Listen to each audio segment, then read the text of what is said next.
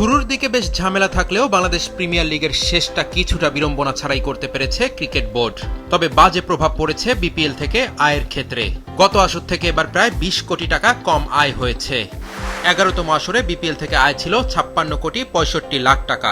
এবার সেই আয়ের পরিমাণ নেমেছে ৩৫ কোটি ৫০ লাখ টাকায়। যেসব ধাপে কম আয় হয়েছে সেগুলো হলো টিকিট বিক্রি থেকে এবার বিসিবি পেয়েছে ৮ কোটি টাকা, যেটা গত আসরে ছিল ১২ কোটি। ব্রডকাস্টিং আর স্পন্সরশিপ রাইটস থেকেও কমেছে আয়। এবার রেভিনিউ আপনার কম হয়েছে।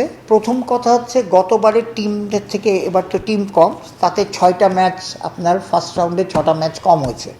তো ৬ ম্যাচ যদি ঢাকায় করতাম তাহলে আপনি বোঝেন আমরা অটোমেটিকলি ৩ কোটি টাকা আরও রেভিনিউ অ্যাড হতো। যে এবার আমাদের টুর্নামেন্টটা ভেরি টাইট ছিল। এইটার জন্য আমরা কী করছি, আমরা খুবই দুঃখিত যে একটা চিটাগংয়ের মতো ভেন্যুতে আমরা খেলা আনতে পারিনি। ওই যে ট্রাভেলিং ডেটটা যে ছিল সেই ট্রাভেলিং ডেট আমরা অ্যাডজাস্ট করে সিলেটেই করতে হয়েছে। ওই ৬ ম্যাচও কিন্তু আমাদের রেভিনিউ কম হয়েছে। বেশ কয়েকটি ফ্র্যাঞ্চাইজ এখনও ক্রিকেটারদের পাওনা টাকা দেয়নি। ঢাকা আর নোয়াখালী দল নিয়ে অভিযোগ বেশি। সবগুলো দলকে ১৫ দিনের মধ্যে ক্রিকেটারদের টাকা পরিশোধ করতে বলেছে বিসিবি। মাছরাঙ্গা টেলিভিশনের কাছে তথ্য আছে, ক্রিকেট বোর্ডের দল চট্টগ্রামের আগের মালিকরা ব্যাংক গ্যারান্টির পুরো টাকা বিসিবিকে দেয়নি। তবে বিষয়টি নিয়ে ভিন্ন মত আছে বিপিএল কর্মকর্তার। ১০ কোটি টাকার ফাইন্যান্সিয়াল ইনস্ট্রুমেন্ট রাখা আছে। সো আমাদের কিন্তু এই যখন আমরা কস্ট করবো, it will not cost to cricket board. যা খরচ হবে সেটা কিন্তু ওনার থেকে আমরা রিয়েলাইজ করব।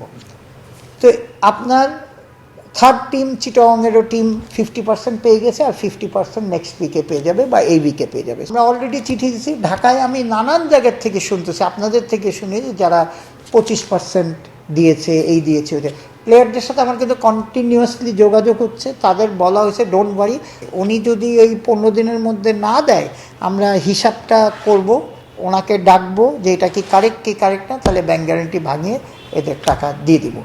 বিপিএল ফিক্সিং ইস্যুতে অ্যালেক্স মার্শাল বাড়াবাড়ি করেছে বলে অনেক দলের অভিযোগ। এমনকি ফিক্সিংয়ে জড়িত থাকার অভিযোগ এসেছে পরিচালক মোখলেসুর রহমান শামীমের বিরুদ্ধেও। এই পরিচালকের বিষয়ে তদন্ত হচ্ছে বলে জানিয়েছেন কর্মকর্তা। আমাদের প্রেসিডেন্ট সাহেব যেটা করেছে যে ইমিডিয়েটলি আমরা এটা রেফার করে দিয়েছি কিন্তু আমাদের ইন্টিগ্রিটি ইউনিটের হেডের কাছে। উনি এখন এটাকে ইনভেস্টিগেট করছে। অনেকে কমপ্লেন করেছে, হাস্যকর কমপ্লেন, যে ম্যানেজারকে জানিয়ে কেন রুমে যায়নি। এখন আপনি যদি মনে করেন আপনার সন্দেহ হয়েছে, আমি আপনাকে জানিয়ে পুলিশ যাবে, জানিয়ে ধরতে যে আমি তোমাকে অ্যারেস্ট করছি। আয় কম হলেও বিপিএলের এবারের আসরকে সফল বলছেন ইফতেখার রহমান মিঠু। এভাবে লিগ চলমান থাকলে আবারও আগের মতো ৫ বা ৬ দলের ফ্র্যাঞ্চাইজ টুর্নামেন্ট হবে বিপিএল, আশা বোর্ড পরিচালকের।